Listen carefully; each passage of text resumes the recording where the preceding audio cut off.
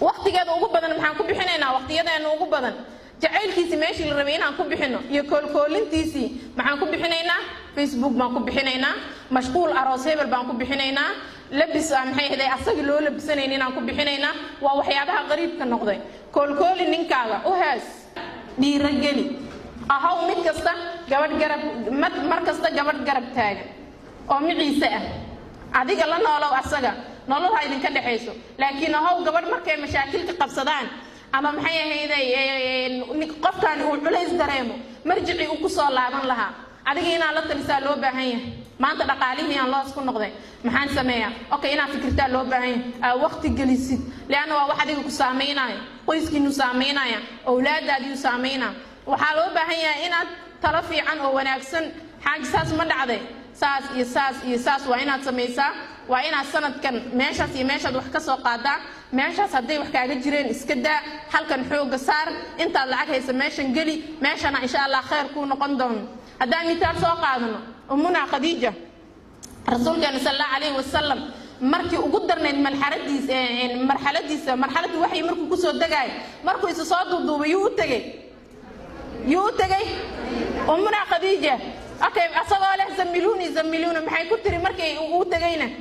ayadoo dhiirar gelinaysa oo ammaanaysa oo waliba sifaadka uu leeyahay sheegaysa yaa wixii hadallo naxariis ku oranaysay ilaahay kuma hoojinayo wallahi rasuul Allah ilaahay kuma hoojinayo qof amiina tahay qof saadiqa tahay qof kana tahay sifaadkiisa uu leeyahay intay u sheegto asagoo og laakiin way ku dhiirar gelinaysa Soomahan wuxuu ka qaaday adeegiyo inuu geesinimo iyo jirco u qaado kadibna uu banaanka u soo baxo oo duuduubadii iska daay Soomahayn waxa lagaaga baahan yahay marka inaad ahaato gabadh markasta zawjkeeda la taliso dhiiro geliso dib markuu imaado oo maxay ahayd u sheegto laakiin hadii aan markii hanti uu helo aan dhahno keen oo aan la wadaagno nolosha oo dhahno hanti ay Soomahan waa inaad halkaa geysaa okay markii hantida ay jirto waxaan isku daynaa inaan mushaarikeen markii uu dhaqaale xumo imaadana wari fur aniga kulama noolaanaye waa nolol cajiiba lagumana kasbada ragga sidaas muuj agtaad inuu qiimo ku leeyahay ninkaaga iyo inuu adiga nafsadaada qof kale oo asaga la mid ah oo nolol la wadaagayso adduunka uu saba ka jirin waa kelimo qariiba wallahi hadii aad gabaray la wadaagto zawjkaaga kalaamkaas oo aad ku dhahdo qof kale oo nafsadayda si aan kuugu aamina xaaji macaana xabiibi maba ka helaa adduunyada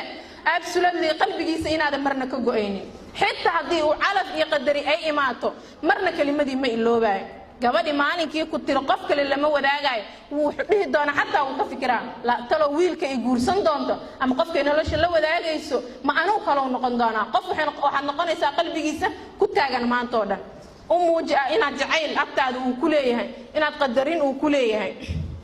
iyo ina waliba qiimeyn iyo qof asaga la mid ah aadan adduunyada ku arkaynin oo how gabadh aqbasha codsiga ka yimaada ninkeeda haddii uu ku dhaho adoo labisan oo socdo oo hooyada u socda iska joog anaa ku baahane samcan wataacan xaaji ku dheh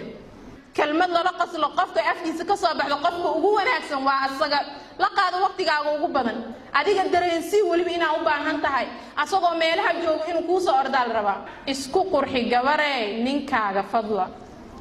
maxaan suubinaynaa maalinka aroos aadayno labiska iyo maxay ahayd bacweynaha ugu qaalisan $70 aan ka bixinaynaa sax laakiin habeenkii marka asaga la seexanayno maxaan suubinaynaa maanta oo dhan diricaan kula jirnay jikada ugu agimaaneen xaraam calayk wallah waliga qalbigiisa inaadan haananaynin mana ahaanaysid gabar qalbigiisa ku weyn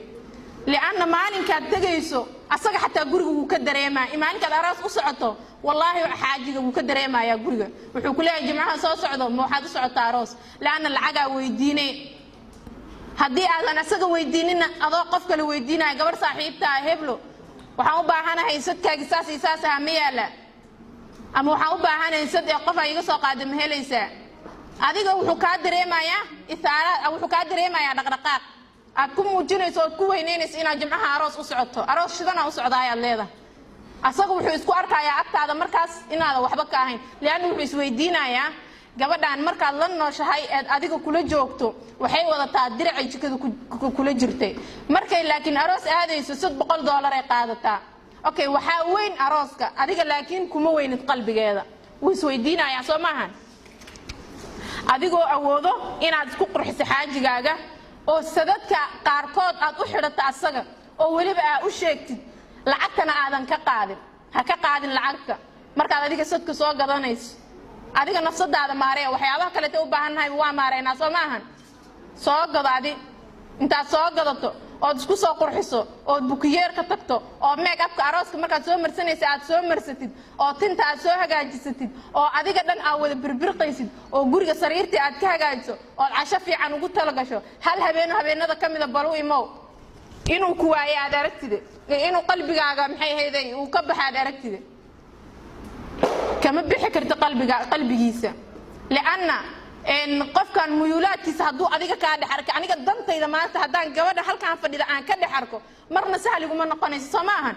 qofkan haduu raqbaadkiisa qofkan uu ka helo qof kale ma bahaweysanay sax laakiin qofkii baylahsan ee aan u baahnayn inuu maxay ahaydo qofkan hanto qofkii qasab wuxuu ku yahay inuu meel kala fiirfiiriyo samaahan rag way damac badan yihiin dooqooduna waa indhaha la yiri sax fanaaniinta way taabtaan Soomahan qofkan wuxuu qiyaasayaa oo qalbi u fiirinaya oo kaliya gabadhan structure-keeda gabadhan mara nadiif u muuqata gabadhan markii ay kula hadlayso kelimo si ay kula hadashaa waraayaro haday ku dhahdo iyo xabiib haday ku dhahdo macaan haday ku dhahdo farqi baa u dhaxayso Soomahan okay markasta qalbigaaga marka ilmaha yarka ah dhashay markaad wax ka celinayso hooyadaa hadaa dhahdo iyo naayadaa hadaa dhahdo isku mid maahan markaad hooyadaa dhahdo way ku jilcaysaa hayo hooyo kugu jawaabay ilmaha ugu dhaga adag aduu yahay ilmaha aad dhashay ninkana waa ka midli hada wallahi hadii asaga oo adigoo faraxsan oo qoslaaya oo mara nadiif wata aad u imaato oo darti isku soo qurxiyay oo waliba u muujiyay inaad dartiis isku soo qurxisay oo cuntada cuni lahaa u qurxiyay oo sariirtu seexan lahaa u qurxiyay marna laga ma yaabana inaad ilowdo ninkaas waxaad ku samaysay hanasho waanad hanata qalbigiisana kama baxaysid hadii ay suurtagal tahay oo uu jecel yahay inaad isku raacdaan goobo casho waad isku raacaysaan maanta xaaji dalabka waa adiga leedahay waxaad ka ogaanaysaa halkaas cuntada uu jecel yahay guriga fadlan waxaad ugu dadaalaysaa cuntadu markaas doortay hatta ta koobaad weydiiyaa la dhahaa waxay dhahan kitaabtu ta koobaad marka u horeyso dalbado waxa laga yaabaa in ma taalo la dhaho okay ta labaad waa raqbadiisa labaad fiiri saddex option laga yaabaa inuu halkaas aad ka istafiido ta koobaad weydiiyo hadii la dhaho ma taalo adiga ilaa waxaad wadataa moogtahay waxyaabaad ku ogaanaysay tii koobaad waa inaad ogaataa talabaad markii uu weydiiyo talabaad waa tii doorkiisa labaad waay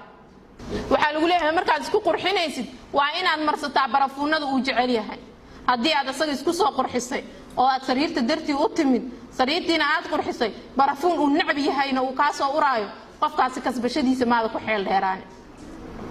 barafuunka uu jecel yahay asaga waa inaad marsataa okay sirtiisa dhowr waxa loo baahan yahay qodobka 8aad inuu noqdo oo gabadhaani ilaaliso sirta zawjkeeda ama sirta qofkeeda nolosha inay la wadaagto ay u diyaarinayso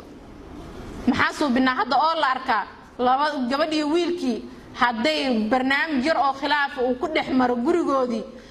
hooyadeeda uu la orday saaxiibteeda uu la orday gabadha dariska subaxaaba waa u sheegay habeenkii waxay kii xalay waxaan isniiri moogta saasi sheekadaas uu ii keenay moogta